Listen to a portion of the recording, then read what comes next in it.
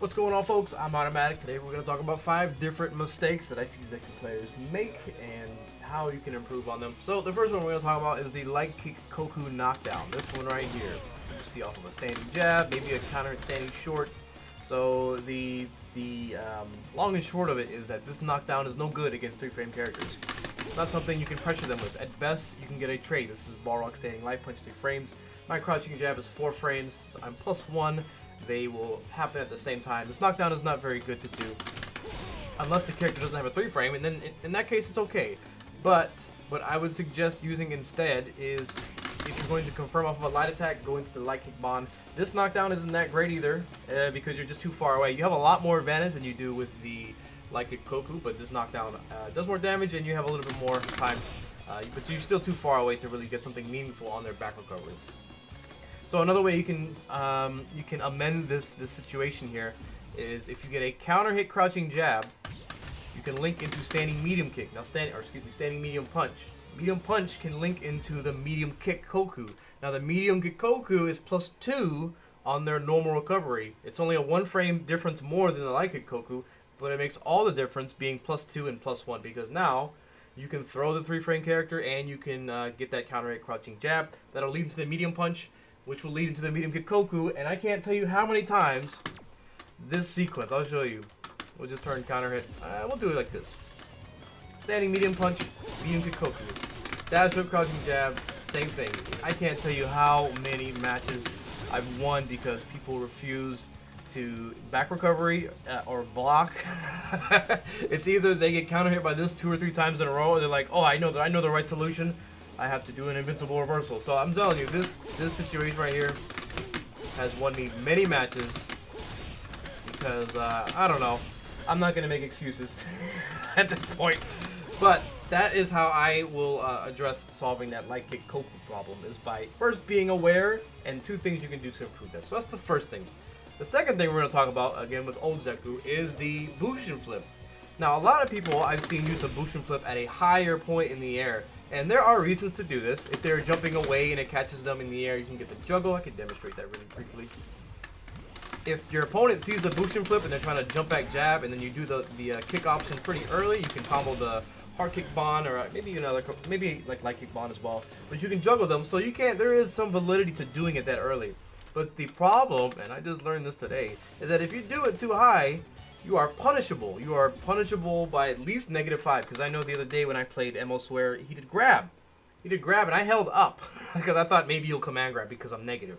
I didn't expect to be punished by a normal throw. So I know I can at least be -5 in this situation. So we're gonna put ball rock on his 3-frame. If I do this, that is punishable. So if I do the kick lower to the ground, I can have up to, I think, +4 advantage. +4? Yeah, that's a 7-frame normal, the standing medium kick, and I'm counter hitting his standing jab, which is 3. So I'm at least +4 in this situation. So it's one thing you really want to keep in mind when using these Bushin flips. Jakura, I think, is the right nomenclature. So the other thing is the cross-up part of it. Now this is what I thought was the same. This is -2. I'm actually safe. Excuse me, I'm gonna sneeze. No, don't sneeze. Okay, I've never held back a sneeze before. So if I do this, I'm at least -2. That's fine. I can do that at any range. But I don't have advantage if I do it too high. If I do it lower, then I can be just the same. I can be at that +4 state. Ideally, you wanna time it so you're +2 or 3, so you can also grab your opponent. But that's a little bit trickier to do. So that right there, I may have had too much advantage. So you want to find the timing where you're at +2 or +3. Very difficult to do.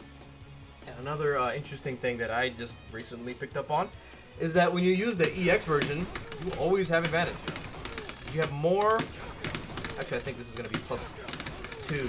So I think I need to use standing crouching jab or standing jab. But you will always be plus if you use that cross up. Now the EX kick here, I'm not exactly sure, but it looks like it's punishable as well. So your best bet is to do the cross up and have advantage, or do it late so that you won't get punished.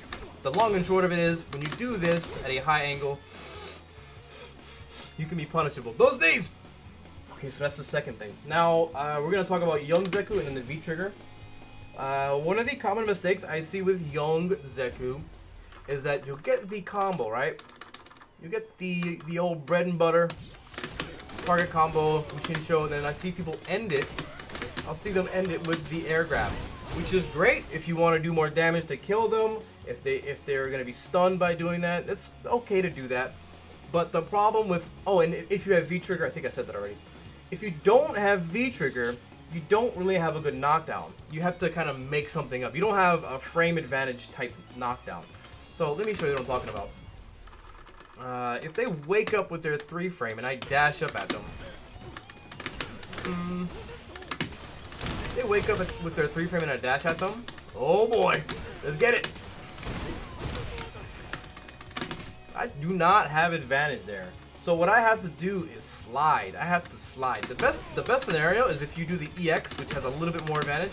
You do the EX and then you slide. That's fantastic. That's really good. But if you don't have V-trigger to cancel that, if they block the slide, then you're in big trouble. So the slide is your only real option there, other than doing something a little bit gimmicky like a run or a walk up, hard punch, that kind of thing. Those are not very powerful options because you're not close to them to throw them or like really frame trap them in a meaningful way. But when you do have V-trigger, sliding that and then getting the advantage off of block if they block it, not a bad thing at all. But if you do not have those, if you're not close to stun, killing them, or V-trigger, if you don't have V-trigger available, I would instead go for the medium punch Bushin show ender. There, this knockdown is pretty good. There's 2 things you can do off of this I talked about in the young Zeku knockdowns. So yes, again, and maybe in the corner there's some validity to doing the air grab. Maybe in the corner it's okay. Let me check the spacing on this. You know, we gotta do some patented live lab work while I'm doing a video. So nope, not much of a difference. I'm still pretty far away. And once again, the non-EX version has less knockdown frames. So if I'll demonstrate that too. If I do just this, my slide is not gonna crush counter the same way. It's gonna, oh, maybe not. Forget about it. Just maybe I don't know what I'm talking about. I've seen this behave differently on other characters. Maybe it's a spacing thing. I gotta check the knockdown frames. But takeaway is have V-trigger, maybe stun, kill them, that kind of thing. So number 4, anti-airing with young Zeku. Now this is a difficult situation to describe, right? Because young Zeku doesn't have very powerful anti-airs to begin with, right? So what you'll see often is maybe a standing jab and then you get wrecked. Or maybe you'll see a horizontal, you get wrecked. Or maybe the legend has it you can do standing medium kick as an anti-air. I'm not a fan. Maybe it's serviceable. But as you can see at these angles, it's no good. It's no good. If you're at this angle and you're caught like a deer in headlights, leave it alone. You need to block. So what you need to do to avoid that situation is either jump back jab, which is again not the most amazing anti-air. Anticipate that they're gonna jump at you. If you feel like you're at a bad angle and your opponent is jump happy, just jump back medium punch. Just jump back medium punch. Sometimes, because that's gonna at least give you some time to catch back up to them, because it does knock them down, and you'll be able to generate more pressure. Now the real solution is to carefully space where you're at when you do this kind of thing. To be in the right range where your horizontal can actually anti-air. You have to be over here. And you have to be careful too, because I've seen if you do the horizontal too late, I can see if I can emulate it. If you do it too late, the air normal can potentially hit you low to the ground. I think I need to reprogram this so it actually works. But yeah, I've seen it many times where the opponent jumps at me and then they hit my feet. Upper body invincibility doesn't work for your feet. So yeah, that's it for the young Zeku anti-airs. It's like a obvious but easily overlooked situation you have to be very, very aware of. So the last thing we'll talk about, number 5, is the V-trigger mechanic itself. Now let me show you a bad example of using V-trigger. It's gonna look cool, it's gonna look pretty, but I'm gonna show you, we won't say it's bad. It's very situational where it could be good. It's not optimal, so I'll just show you. I do something like this, I do this. There's a lot of things wrong with doing that sort of sequence and then doing the ender. Oh, I didn't have a... Let me put this on. Oh, it's fine. What's going on here? Oh, that's good. Oh, I'm crazy. So, the first thing is that using the activation, this is fine to do on an activation. But then using the Idante target combo is not necessary. It may add 30, 40 more points of damage, but you want to save that Idante for a later moment. So, for example, if I do this, activate, now I can just go into the combo and just finish it. I can just finish it from here. Let me show you what I can do in the back recovery. I can use the Idante at a later point. which is the dash, right? So he back recovers, I slide, that hits him late. And now from that situation, I don't have to use it. But if they don't get crush countered, I can actually use my Adante. I can show that too. I can actually use that to continue the combo without the crush counter. Get an even bigger combo. Combo. You can just do like this. So that hits them while they're still standing, and then I can use the Adante to continue that combo off of that slide.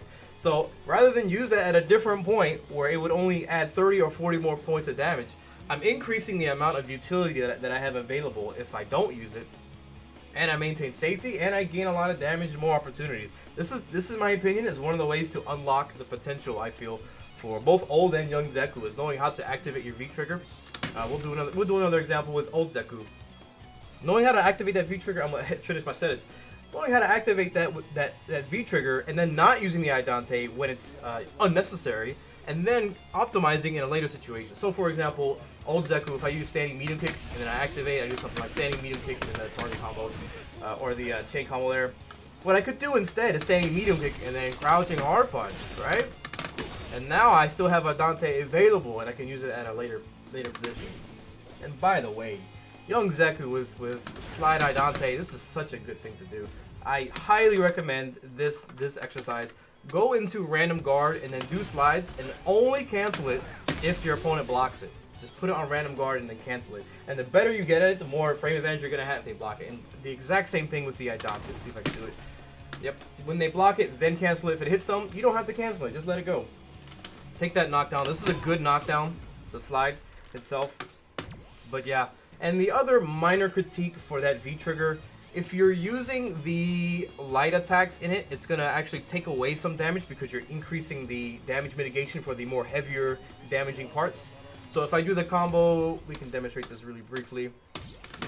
Young Zeku, let me go ahead and put this on minimum. Or infinite. So if I do this combo, like, we'll just do this. Starting with the medium punch, we're looking at 281. 281. We'll write it down so I don't forget. 281. If I do the light attack, we're looking at 271. So that's 10 less points of damage, but the more you go into a combo, the more that later portion is going to do less damage. And this is what I think is probably going to do the most, 160. And these are doing less. 60. These are the heavy attacks, so they're doing 60. So you want what does the most damage to do the most damage, to have the least amount of mitigation. And I actually don't know how the damage scaling works in this game. Maybe it's like 10% to 20%, 30%, so on. And I think it changes depending on which attacks you do. In any case, that's it for now. Thanks for stopping by. Like and subscribe. I hope you learned something. I'm AutoMattock.